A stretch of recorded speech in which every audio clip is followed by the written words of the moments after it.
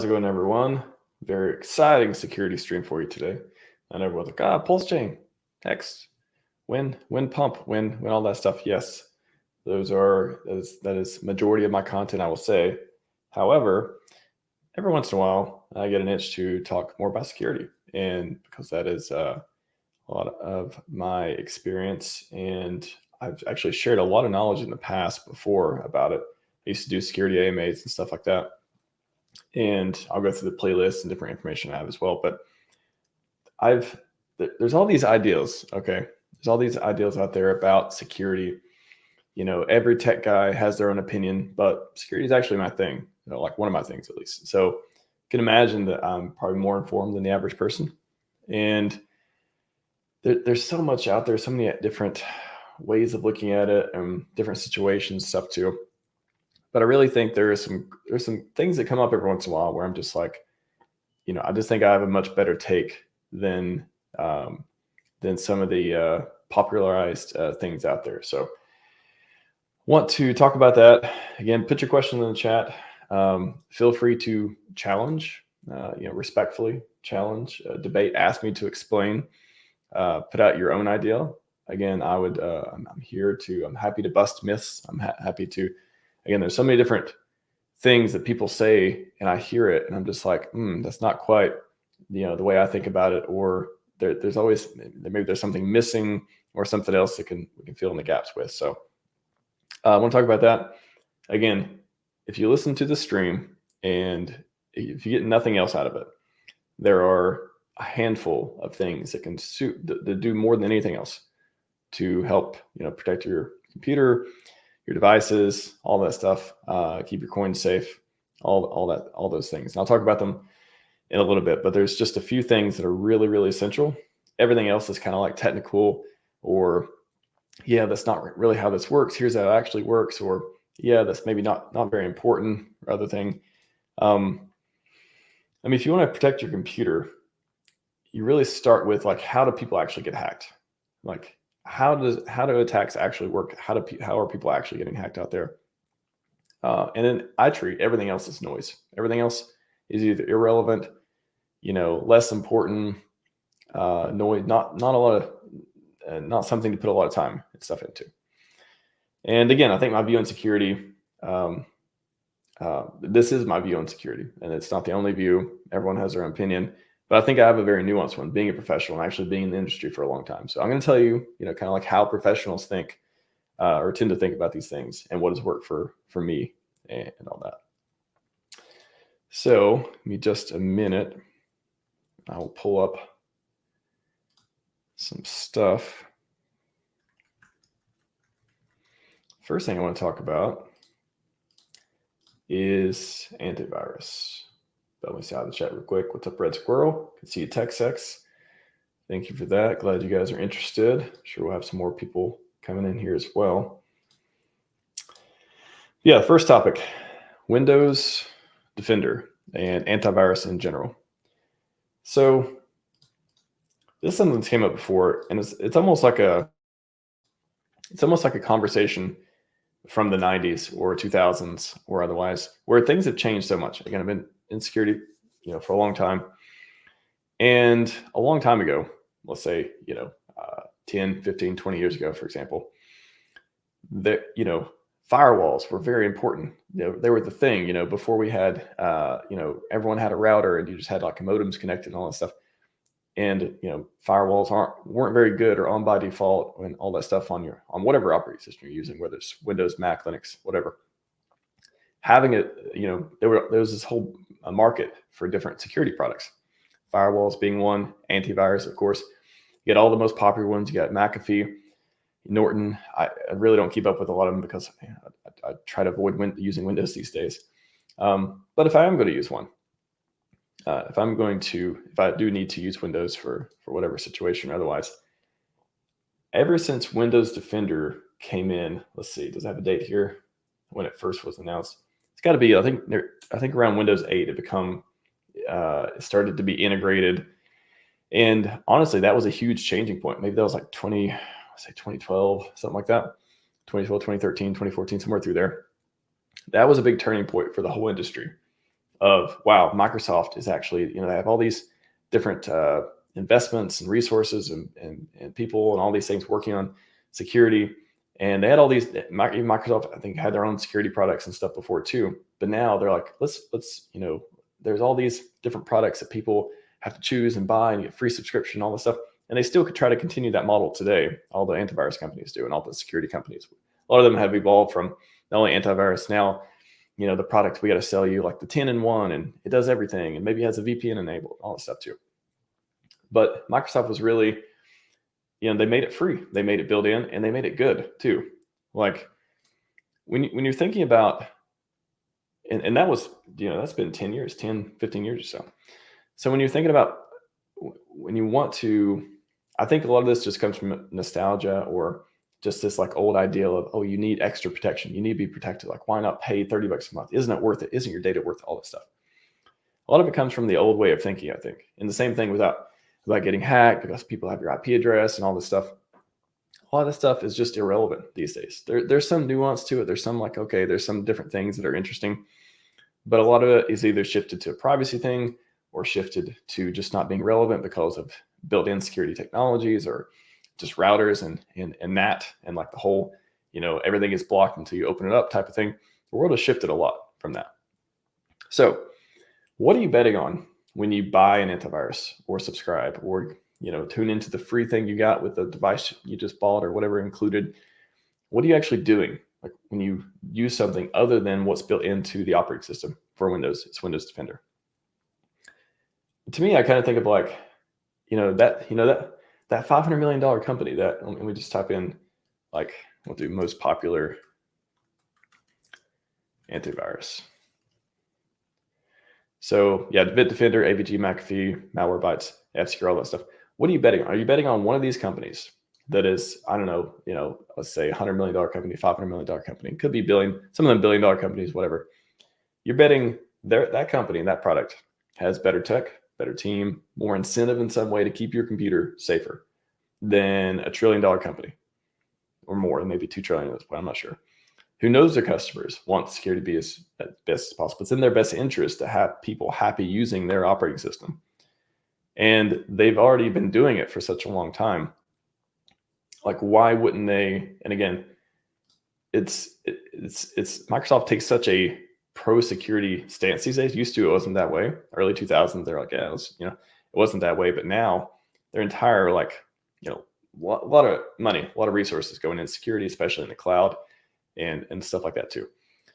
So that's not about promoting Microsoft stuff. I don't even really like their products these days, especially. And I've told people many times, there's much better operating systems as far as security and like getting off the bad side of the street when you're on the internet. That's the analogy I give. It's like, if you're using Windows, you're kind of driving down like the shady neighborhood. You're not sure what's safe. You don't want to stay there too long, but if you're using something other like Mac, for example, Mac, Linux, anything else, you're in the nice neighborhood. You go, people wave at you, you want to walk around and you don't have people like trying to attack you all the time. Like, so basically getting off of, when you're browsing the internet with Windows, most of the malware, most of the viruses stuff are made for Windows. So you're just driving around hoping that your browser is, up to date, which I'll talk about the simple ways to make sure that you have the simplest things that can help you the most for security.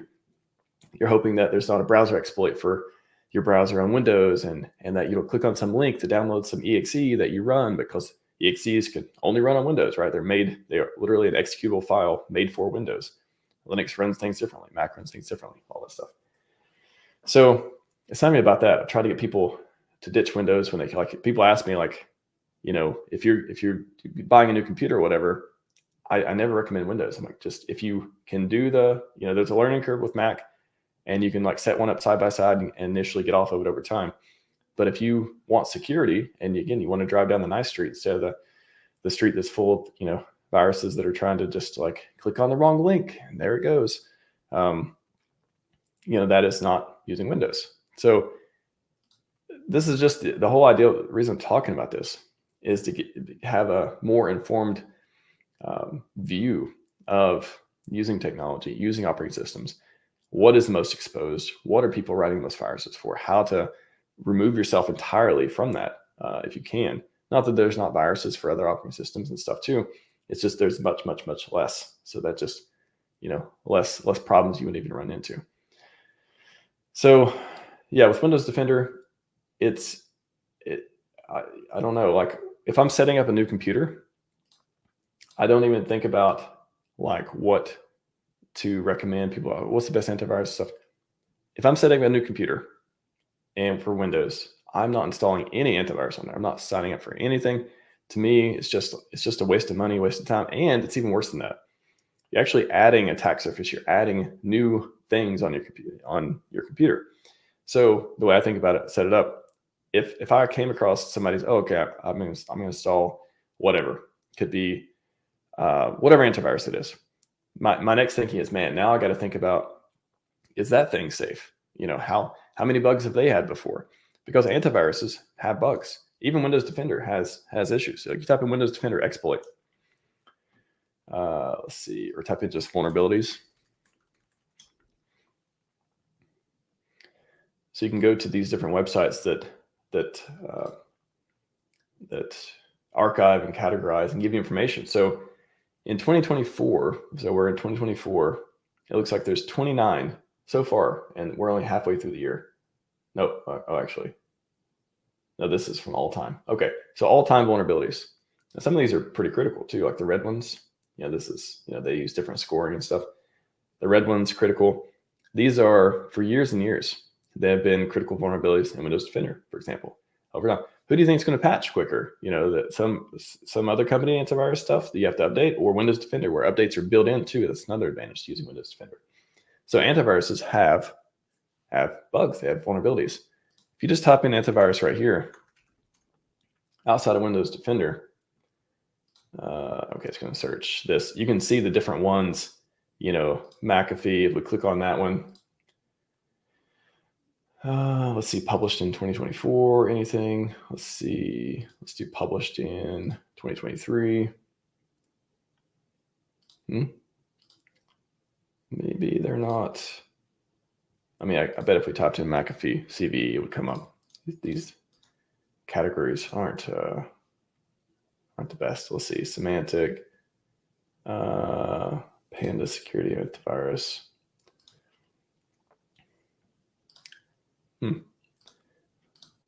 Let me go back and do Google. So antivirus vulnerabilities. People did complete papers. They did all these things. Like, let's see, what are major antivirus vulnerabilities? So yeah, this even talks about different categories that people find different vulnerabilities and use. So again, it's how to find them, different issues they have, some critical, some less critical. There's all kinds of news articles. Again, there's papers, there's like, different, all this different stuff of actually people attacking antivirus software. So adding software, even adding security software to your system can open that system up to new vulnerabilities. I know it's like counterintuitive, but it's just software. Software has bugs. Antivirus software can have bugs. So let's see, I was trying to look at just, there's just different blogs and stuff people talking about. Not just antivirus too, there's different security,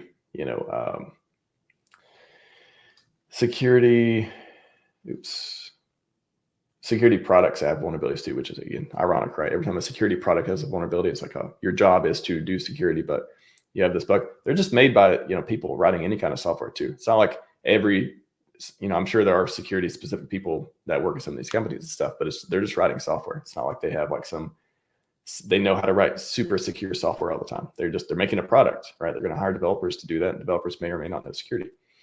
So let's do antivirus critical vulnerabilities, because some of these are more interesting than others.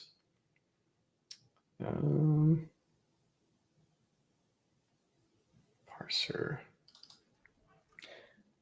Let me just type in like McAfee just to see what they have. Critical vulnerabilities.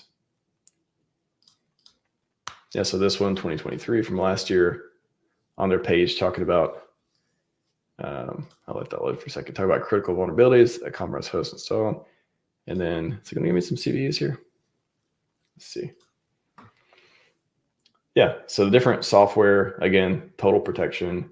Is that what is McAfee total protection? Is that an antivirus? Okay, that's the antivirus suite. All right, so McAfee total protection. These are vulnerabilities in it. Some more serious than others. Yeah, all these in 2023 too. 2023, 2022. Again, just showing you like there are bugs in security software too. So it isn't like you can't just buy the product. Wish it was that easy, right? You just buy the product, protects your computer, done. In my opinion, using Windows Defender, you're actually trusting. I don't want to get into like what you should trust companies and all that stuff, but in general, their incentives are aligned to help you have a better experience on the operating system, and they put a ton of money in security. So why would Windows Defender be, less superior to any of these other products? In fact, I think if anything, all the resources they put into it, it may be even better protection, all this stuff. There's different things. I don't want to get into technicals, but there's like different parsers and different bugs that can happen, and the different, scan a certain file, some things can break or crash or otherwise. So actually, there's a ton of attack surface with these type of products, and that's why there's not just like the simple answer to me is I don't want to add more attack surface to a computer, so I'm going to install as little things as possible. If it already comes with a good default antivirus, I'm not going to put anything else on it because it's not helping. It can only hurt, and I got to pay for it too. And if it's not free, you are the product, that type of thing too. So that's the antivirus part. Let me go to chat for a sec.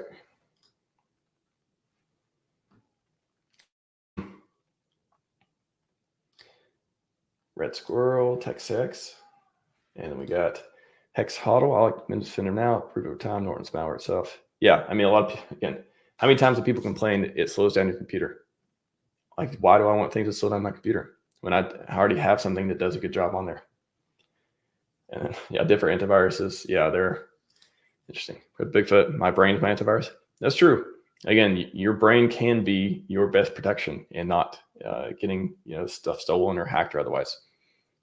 Again, just don't use Windows. Honestly, if there's one thing that you can do that would completely change the posture of your security, is you don't use Windows. I know that just sounds like this like big ideal that no one's going to do that. Yeah, you don't have to do it. But if you don't use Windows, you remove yourself completely from every virus that affects Windows. Right? If it only affects Windows and you don't use Windows, you cannot be affected. Right? Some viruses affect, they aren't Windows specific. They affect multiple operating systems, but in general, most of them, affect different bugs or different vulnerabilities or different take advantage of different bad designs and stuff with Windows.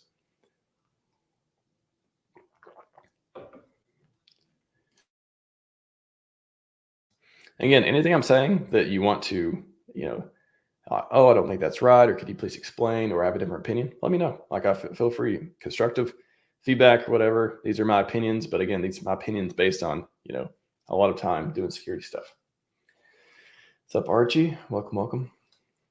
Yeah, when someone's hacked or gets infected and whatnot, it's usually the ID 10 error. I'm not sure what ID 10 error is. Use AdBlock Plus in a private window at your browser and don't install Chrome on anything.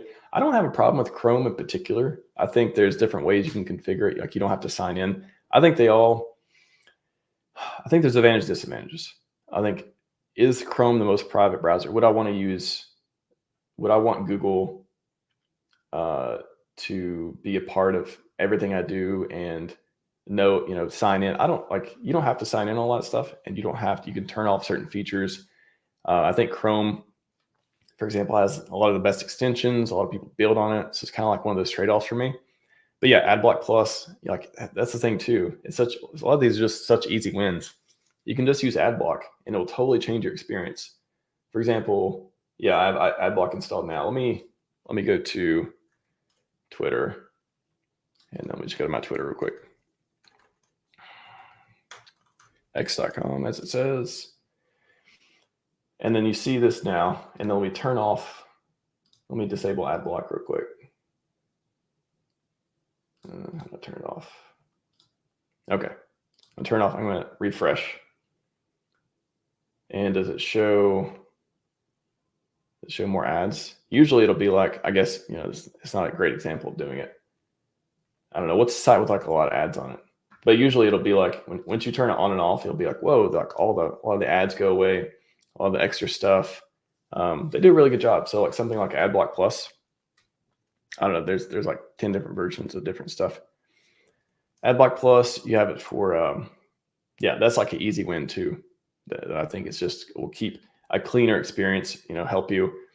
Again, maybe if some of the malicious websites and stuff are coming up through ads or otherwise, like using that as a thing, I don't think it's really that much helpful for security, but it could be. I don't think it hurts. It would help more than hurt type of thing, but it just makes you have a clean experience. Like you don't see ads everywhere. It's just ridiculous. I think on YouTube, let me try it on YouTube. So this is with it. Let's do without it.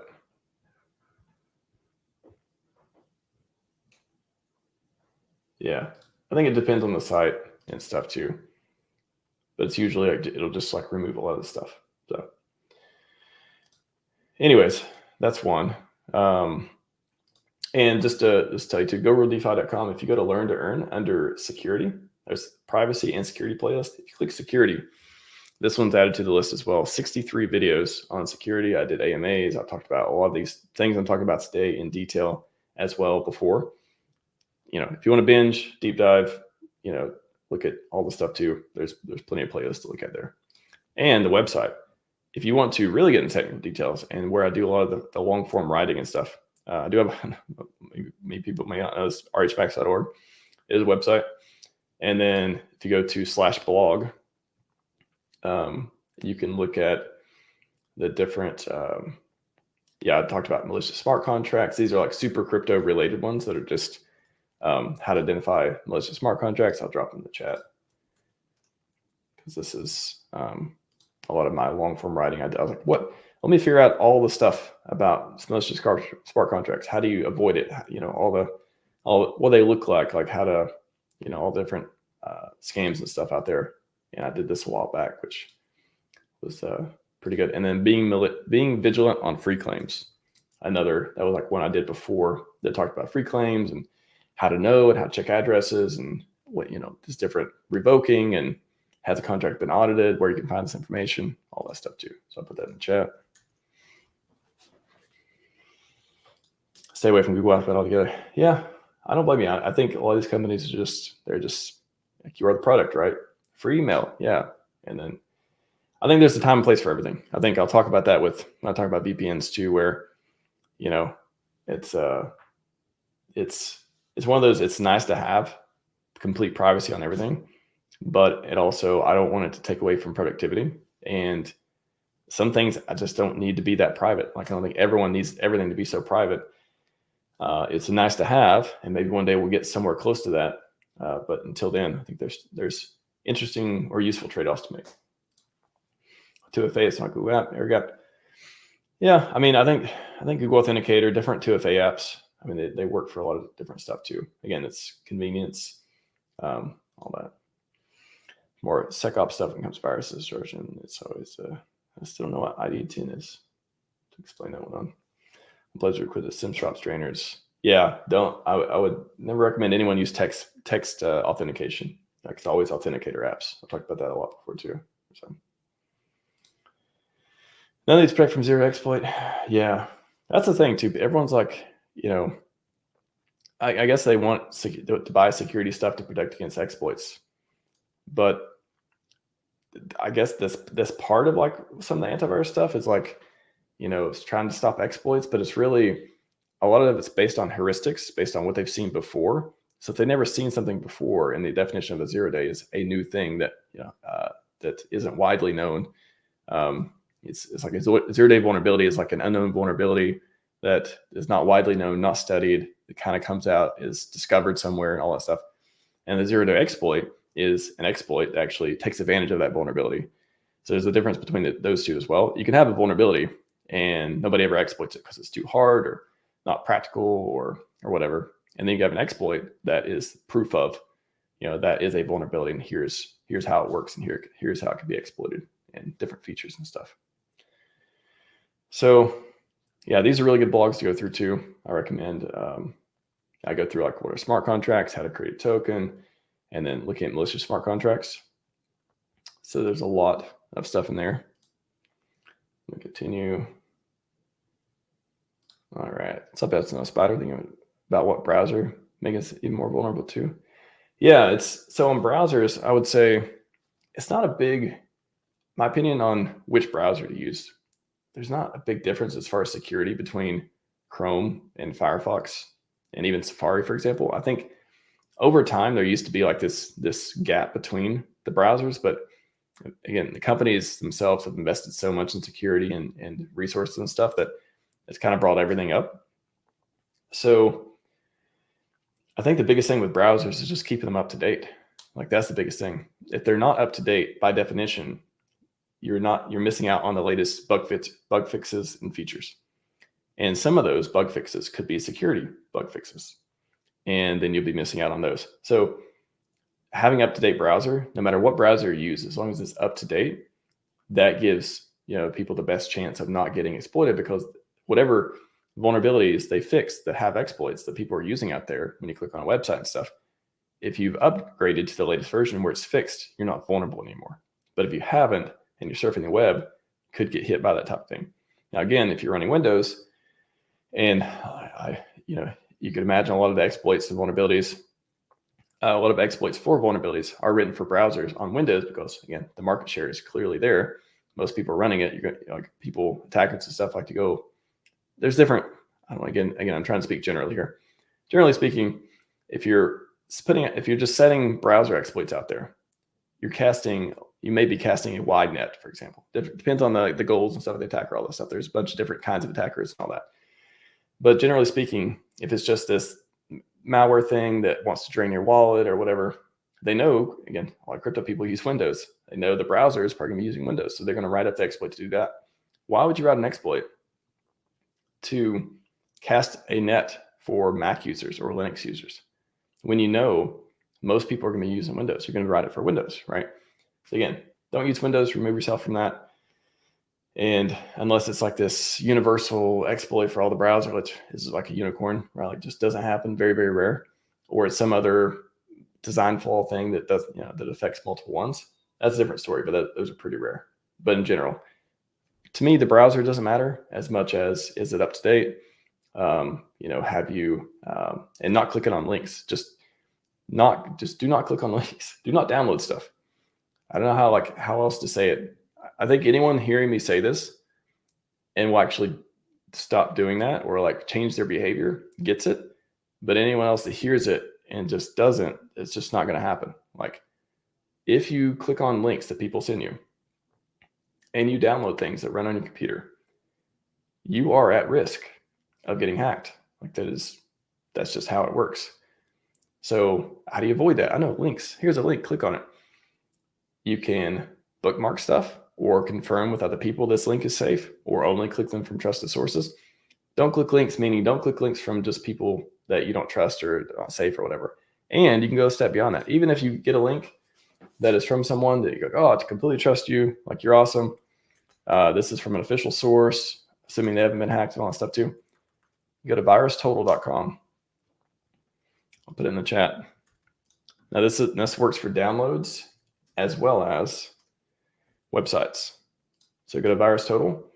If you download something before you run it, for example, if you do end up downloading, you're like, I'm not sure if this is, safe or not, you can upload it to VirusTotal. And this is like a crowdsourced intelligence thing for viruses, and they've got signatures of people upload them, and then they scan them with like 50 different things, and then you can see if they're vulnerable or not. So, and then if you want to type in a URL, if it's some link, you just put the link in here. I'm just going to put in google.com. Whatever this antivirus, whatever the security vendor is, just flag them as phishing. So like it's not 100%, but you can see all the other ones. Acronis, I'm sure McAfee's on there, Fortinet, like just all these different ones. What's it like? 100 different antivirus softwares? 93. So 93 different ones said that's clean. So just put the link in there. If anyone's reported as malicious before, it'll pop up here and they'll know it. So that's one thing. You can use it for files and for URLs. This is really powerful. And you can search for stuff, search for a hash domain, IP address, URL, all that stuff too. So that's a really good one. Virus total, again, it's like one of those things that nobody thinks about or talks about or otherwise. But if I'm not sure, if I want to run something I downloaded, or I'm not sure about a URL, I'm going to go use like threat intelligence stuff, such as virus total. I'm going to go look for like, has anyone else reported this as malicious? At least let me check that before I go into it. But again, just bookmark stuff, especially if it's like PulseChain URLs and all that stuff. Just bookmark if you know the official one, bookmark it, and just click on that instead of clicking on someone's link that they posted for it. It doesn't mean you don't I don't not click on any links. I'm just, when I look at a link, I can tell, okay, is it, instead of with Go Real DeFi, is it Go Real DeFi, or does it say Go Real DeFi and it's got like, the E is actually an A, Go Real DeFi, something like that.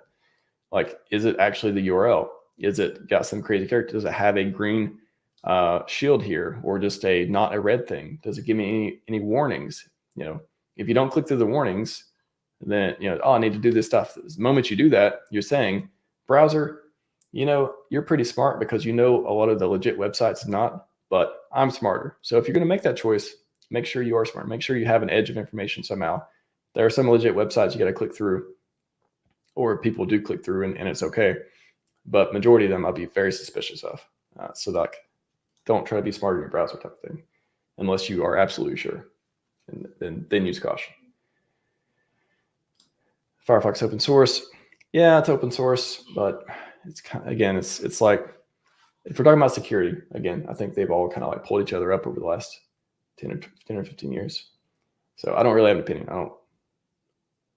You can disable stuff and customize them and all that stuff too. But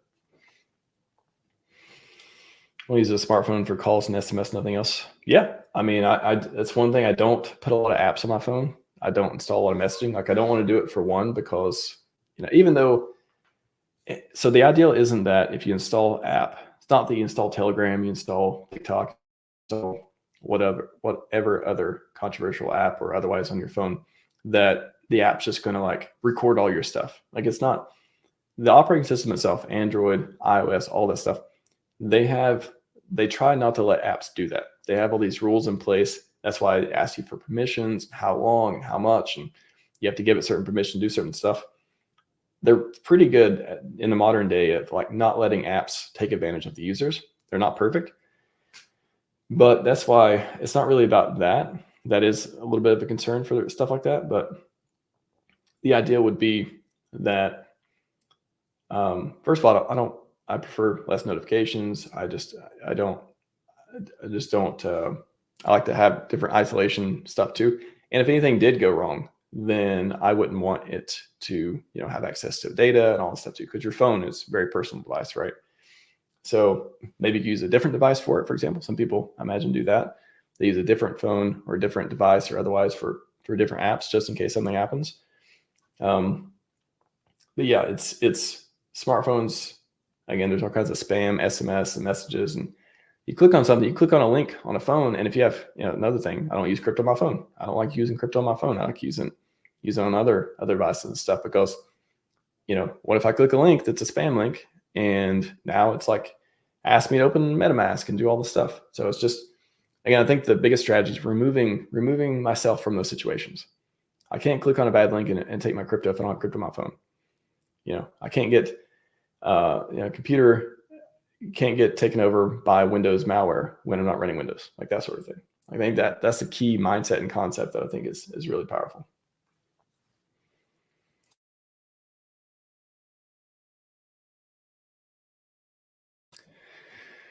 And I'll go to other comments in just a minute, but I just want to cover VPNs too. I've talked a lot about VPNs before, and I think, again, they have their place, but it's not for everything.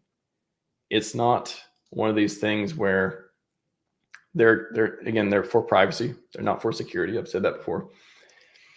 And using them for everything, it's never made a lot of sense to me.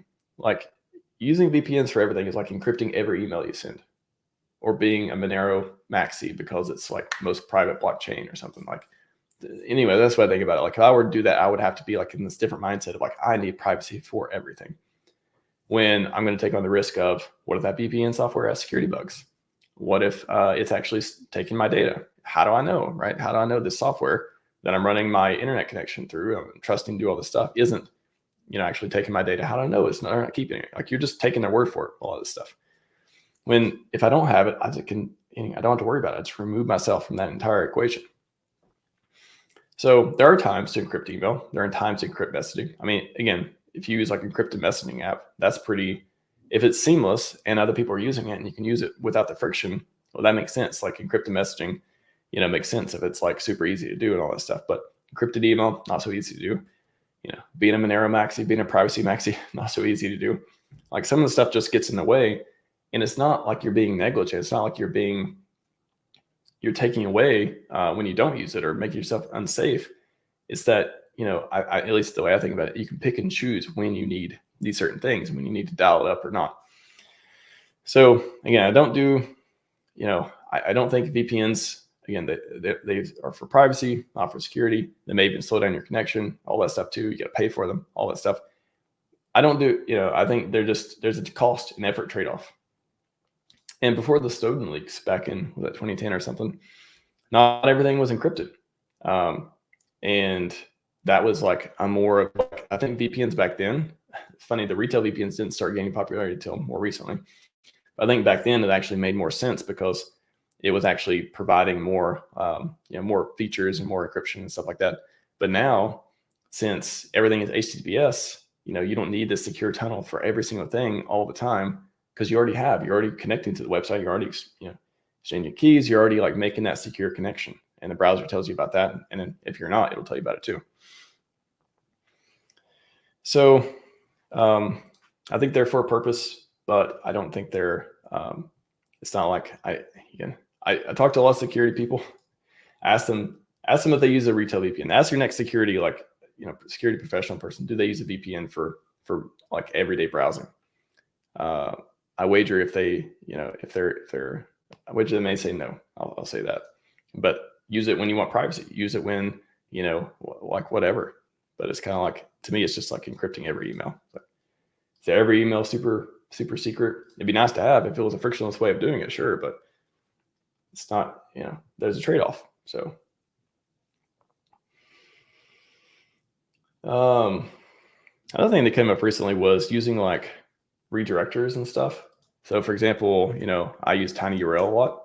I think it's really cool just to shorten URLs and not have to give people like a long playlist. So for example, you click privacy playlist, it gives you this long URL.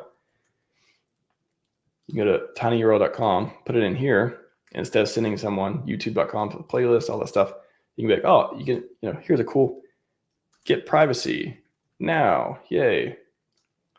And now you have get privacy now.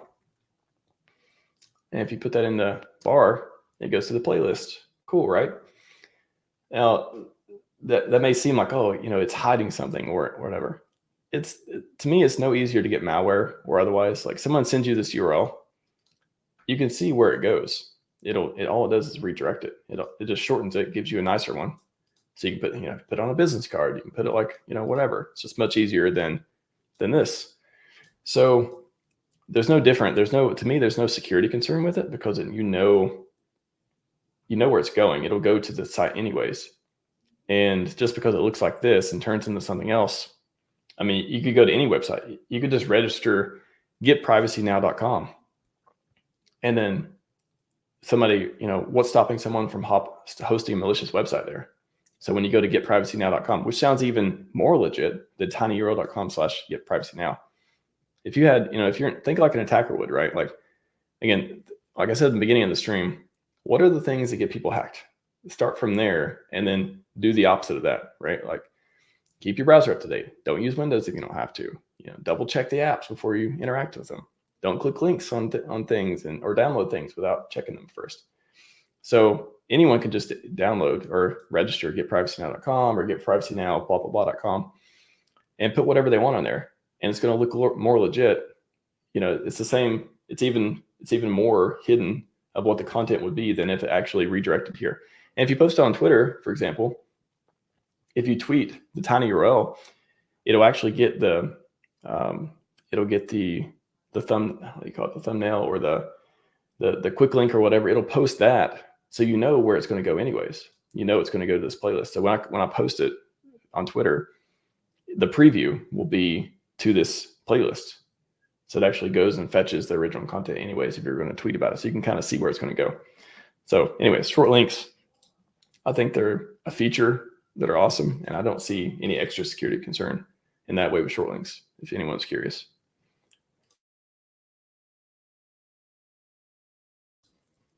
All right. So I'm going to wrap up here in just a minute, but I'll try to get through a couple more questions. Also, cloud backs up your seed never. Yeah. I don't like using cloud stuff. I don't use cloud backups. I don't, there's other ways to back up your stuff. Turning on the cloud, just gives, clouds to someone else's computer. It's useful. There's a place for it. Build websites, do all that stuff. Maybe some cases to back up data, business data, like there's certain cases, but for personal stuff, I don't want to sync all my stuff to some company who, may or may not have access to it, or whoever gets my data, because if they hack your cloud account and they get access to your data, that's probably easier than them hacking your actual phone and using an exploit for your actual phone to do it. Like, you can make a case. There's different nuance to that, but if it's like using cloud backup on your phone is like saying, hey, here's all my data. I'm going to put it password protected. Maybe there's 2FA or not. I'm going to let someone else store it. And it's cool because, if you get a new phone or whatever, you can just sync it from the cloud. You don't have to do the other backups and all that stuff. Yeah, it's convenient. Not worth it to me. There's no ROI for that for me. I'm not interested in that unless it is like literally just not personal data. It's just other stuff. It's, website data or whatever. There's different uses for it. But for personal data on phone and stuff, I'm not interested in putting my data in the cloud and just hoping no one gets access to it. At least if it's stored locally, I know, okay, I have my phone, I have my device, and as long as I take care of it, then it's okay. I don't want to, mirror all the data somewhere else where there's another attack vector for someone to get a hold of it, that type of thing. So that's what I think about cloud stuff too, especially not putting like seed words and all that stuff. I'm just talking about personal data in general. I'm much less interested in that. Appears Apple's moving no direction on privacy. I don't know. They definitely signaled a lot of different pro-privacy things, but they're still a big corporation. They still do have features that are kind of like, that's what security, that's what companies I kind of wrestle with too, is like, to have more innovation, to have more progress, to have more all this stuff, privacy tends to get eroded away, which sucks. But there's some features that you just can't enable, like a lot of the AI stuff. You just can't do certain stuff with AI without giving up some privacy. And so it's like, which one do you want to choose? Do you want to have like this really cool AI app that, I don't know, searches your email and categorizes stuff for you? Or do you not want to give access to email and just use it the old way and just do it manually? All these are questions. So is Apple moving? If you were to ask me, like, which big company do I think cares the most about privacy, or at least has shown that? Maybe Apple. But it's like they're all, I don't really trust any of them. And I don't trust Apple either, but if I had to pick one that actually has demonstrated like some moves to make it better privacy for users, it's definitely been Apple, not Microsoft, not Google, stuff like that. But again, I think all these companies have different ways of like collecting data, and some are better and worse, but they're all kind of just, every time you use a major corporation's product, you're at the will of how much data they want, no matter, because you're just going to click through the privacy thing, right? Hey, you want to give us something like, you're going to read this 50-page thing, or just you want to use the product? It sucks. There's always a copy of your stuff everywhere. Yeah, I try to avoid that as well. Yeah, but if you don't upload it, it's not there, right? The Chad of muscles and 18 packs. 369 packs is in the chat. What's up? So much security and storage would be decentralized like Tor. So that's why I talked about people saying, okay, use VPNs for privacy, all this stuff. There's other ways to do that too. There's Tor, which is free. Again, it's slow. I think someone got it working with MetaMask. I thought there was some article about how to get it working with MetaMask before too. Maybe that'll be easier in the future. So it'll be easier to use for crypto stuff. There's Tor. You can just use proxies in general. If you go to this playlist and you go to, there's a lot of good videos in this playlist too. Let's see. Yeah, so there's a video on using VPN versus proxy servers and Tor, all that stuff on there too. Also a Telegram video about privacy. You may be interested in that. Hopefully, like they have some interesting defaults. Hopefully, that are not affecting people with phone numbers and stuff. So watch out for that too. But yeah, I think Tor. I mean, Tor is a free solution. It's open source. It's proven over time. All that stuff too. To give people privacy when they need it. And it doesn't. When you install Tor browser, like I would trust Tor browser because I think it's been more audited. All that stuff. Open source, all that, more than some corporate VPN product or security product or otherwise. And you can just use an extension to enable proxy servers or do it the old school way and just use your settings for proxy servers and buy those or use free ones and stuff too. I talked about it in previous videos, but yeah, I think Tor, there's arguments to be made for using Tor or proxy otherwise versus VPNs and adding all the attack surfaces software does. IPFS, yeah, for unstoppable code. I don't know. There's also the IPS provider, the gateways, like they decide to stop hosting it. There's like these spectrums of decentralization, but I think, yeah, getting IPFS and making it user friendly, if we can do that in the future, that'll be pretty good. 2FA is not SMS. Yeah. Like I said, I think authenticator apps in general do a good job, but yeah, not SMS. Like I try to avoid that definitely. And there's a difference too between your credit card and your Netflix account. Like which one needs more security? Which one needs 2FA? It's like somebody gets on your Netflix account. What are they going to do? They get on even your Amazon account. They're going to order stuff. Okay, well that sucks, but that's much different than your bank account or your crypto wallet or exchange or something like that. So there's a spectrum of this stuff. At the top of the bull again. Oh man, fast Abdul. Never click tiny or else to trust it. Yeah, it's like I said, I think there's other ways to do scams that I don't think people would try to scam. I guess you could, but it's such like an elementary way of doing it. And there's a preview. Again, if you post on Twitter, it'll give you a preview, maybe Telegram too. So it kind of already knows what the page, there's ways to figure out what the page is before you even get there. If it already fetches it through, and gives you the preview through Twitter, for example. But yeah, it doesn't help to double check and just run the URL through VirusTotal and stuff too.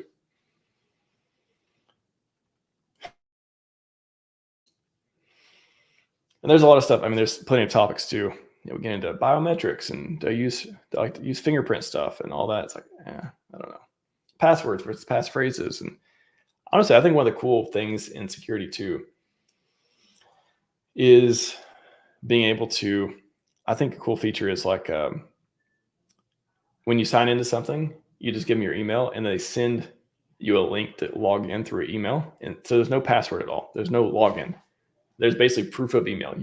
The way you authenticate is they send you an email. So at that point, as long as your email is secure, that is the access to whatever app and stuff it is. So I've seen people do stuff like that, which is really good for users, right? And pretty good for them. You don't have to store passwords. You don't have to do logins. It'll just send you a password via email, or not even send you a password. It'll send you a link, which is essentially, functions as a password. Click the link, you log in, do what you need to do. I haven't seen any cons to doing that, other than it's just like a one-time thing, sort of. And that wouldn't work for all websites if you need profiles. Like there's a lot of different nuance, but I think that's an interesting way I've seen a lot of websites start using. It's just they'll just send you a link to log in, and you don't have to worry about, you don't have to remember passwords and all that stuff. So I don't think it works for everything, but that's one interesting way, new thing I've seen doing. That I thought, oh, that's good for I don't see a lot of trade-offs for security, and also it's a good user experience like that too. It's kind of refreshing to see that. But I don't like doing all the fingerprint touch stuff. I don't know. They can say, oh, we keep it safe. We're not going to give it away. I'm sure they invest a lot into it to make people feel safe too, but still not bought into that. Retrostatic, you can do end-to-end encrypted data with Apple now. You can generate a cover key and you have to write it down. You need 2 more advanced people. Yeah, that's the part. It's like you can do end-to-end encryption with all these different companies, but it's still not this one-click thing. It's not this easy way. Only advanced users are going to use it. It's good to have the features, but it's not going to like scale broadly until it is literally this.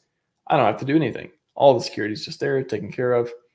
And then what incentive do they have to do that too? There's all these different competing things for it too. So passkeys, I mean, that's one thing I didn't talk about too, is like using hardware keys and stuff. It's really cool. UB keys and other stuff to log in, and sort of like the touch factor. Again, hardware wallets, I think about them as 2FA for your wallet, right? You are able to generate seed phrases securely without your computer, right? Computer's compromised, generate a seed phrase. Seed phrase can get compromised. Do it on a separate device. As long as that device isn't compromised, the device meaning the hardware wallet, then that works. And to make a transaction, instead of someone hacking your computer, making transactions for you, they can't do it unless someone is physically there to confirm on the screen. So all that is depending. It's basically trying to save you. If anyone does hack your computer, they can't transfer you can't steal your seeds, and they can't do transactions without physically being there. So it'd have to physically be your computer with that device, all that stuff. So that's basically what they're trying to prevent. That's the attacks they're trying to prevent. They do a great job at it because people click links and click through and transactions, and get viruses and Trojans sometimes, which give people control over the computer. But that's kind of that's the scope of what they do pretty much. They're trying to avoid that. If someone compromises your computer, they can't take your money. That's what they're trying to do for the most part. So just keep that in your model too of, okay, beyond that, if you click on a link or click through something or just touch it and approve the transaction, they don't protect against that. You can still, get access. If you get access to your money and if you follow whatever process, then anyone else can get access to it if they trick you into doing that process too. So keep that in mind. That's kind of the scope of a lot of the hardware wallet stuff. So hardware wallets, super useful, good, but that's what they do. That's what they protect. That's what they're meant to do. They don't protect against links. They don't protect against viruses on Windows, as far as you getting it and then getting tricked into doing other things. But they serve, a really cool purpose for that. So again, avoid Windows if you can. Keep your browser up to date in case there are security fixes. Double check the apps and the addresses and things and websites, and make sure they're legit. VirusTotal, I talked about that earlier, before you use them. And then just don't click on links from people unless you verify them. Use bookmarks and use VirusTotal and things to check downloads if you can, or just don't download stuff in general unless it's from a legit website. So other hashes and stuff you can check too, but in general, I'm trying to give like basic fundamentals here. And I think that's all I got for you. So hopefully that helped. Hopefully gave you some nuance and informed view on a lot of stuff. So stay safe out there. Hopefully you're making some money. You get to keep it, all that stuff too on this ecosystem. That's all I got for you today. Scivive and 5555. We are out.